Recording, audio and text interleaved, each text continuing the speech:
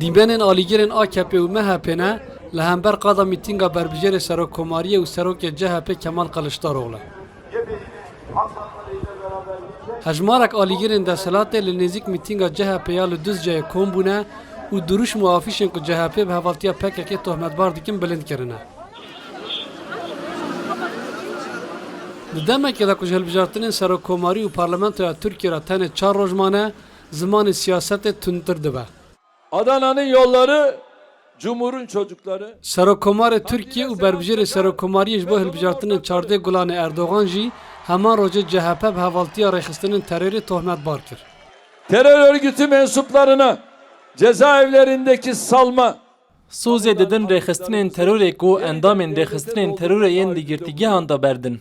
û yên ji kar hatine dûrxistin baş da vegerînin ser karê dewletê.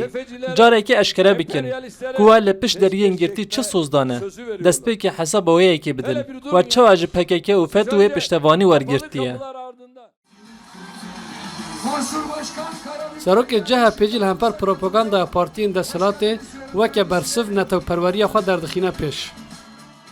Bize kalkmışlar da milliyetçilik dersi veriyorlar. Dixwazin dersa netewperweriyê bidin me.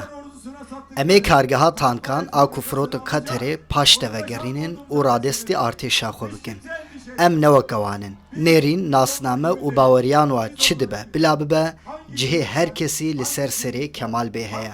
Du xetên me yên sor hene, welatê me û alaya me. Hev serokê HDP jî li Cizîra Botan li mîtînga Partiya Çep a Keskiye Sepê Axifî û desthilat bi dijmintiya Kurdan tohmetbar kir. AKP MHP bloku Kürt düşmanlığı üzerine Bloka AKP û MHP li ser dijmintiya Kurdan hatiye avakirin. Erê, ev desthilata dijmintiya Kurdan e. Binêrin bi qeyûman destdanîne ser îradeya gelê Kurd. Her ku diçe rewşa rikeberiyê dijwartir dibe. Piştî êrişa roja yekşemê li Erzurumê bo ser şaredarê Stenbolê Ekrem İmamoğlu, roja sêşemê jî li Sakaryayê bi keviran êrişê otobüsa Kemal Kılıçdaroğlu hat kirin. Tê pêşbînîkirin di 4 rojên dawî de alozî zêdetir bibin.